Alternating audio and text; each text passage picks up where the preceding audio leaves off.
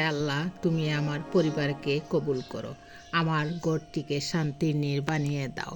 আমাদের পরিবারের সবার মন থেকে হিংসা, রাগ ও দূরত্ব দূর করে পারস্পরিক মিল, মহব্বত আর ভালোবাসা বাড়িয়ে দাও। হে দয়াময় আল্লাহ, আমার মাকে তুমি সুস্থ রাখো।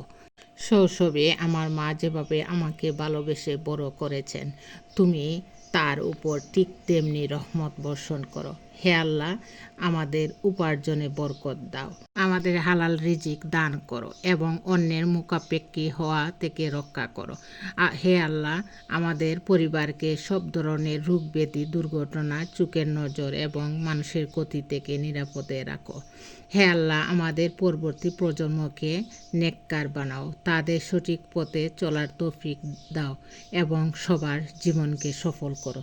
প্রিয় ভাই বোনেরা, আসসালামু আলাইকুম। সবাই কেমন আছেন? আশা করি আল্লাহ রহমতে সবাই ভালো আছেন। আমিও আপনাদের দোয়ায় ভালো আছি। এই সুন্দর ও সহজ মুনাজাতটি নিজের পরিবারের জন্য করলে আল্লাহ অবশ্যই আপনাদের পরিবারের উপর রহমত বর্ষণ করবেন।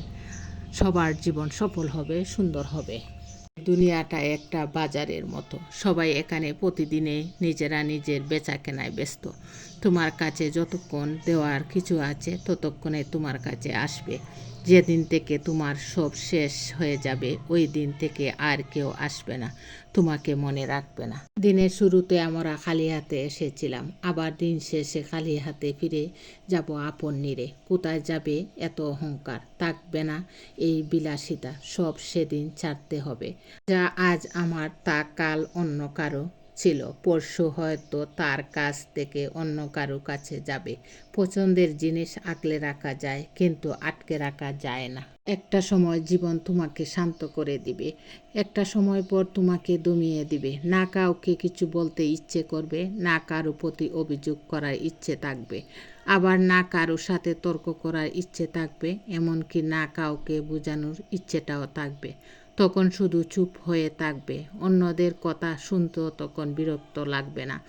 এভাবেই হঠাৎ একদিন জীবন মানুষকে একাকিত্বের দিকে নিয়ে যায়। মনে শান্তি না থাকলে পুরো পৃথিবীটা অশান্তি লাগে। বুঝতেছি এখন, সব ঠিক থাকলেও সব ঠিক লাগে না, শূন্য শূন্য লাগে। কিছু জায়গায় চারপাশে মানুষ, ঝলমলে আলো, তবুও ভেতরের অন্ধকারে সব কিছু নিস্তেজ। প্রিয় মানুষগুলোর সাথে কথা বললে একটু শান্তি লাগে, কিন্তু ভিতরের নিঃশব্দ যুদ্ধ এক মুহূর্তের জন্যও থামে না। আর মানুষের মনে যখন শান্তি থাকে না, তখন পৃথিবীর সবচেয়ে সুন্দর জায়গায় অশান্তি লাগে, একমাত্র আল্লাহর ঘর ছাড়া।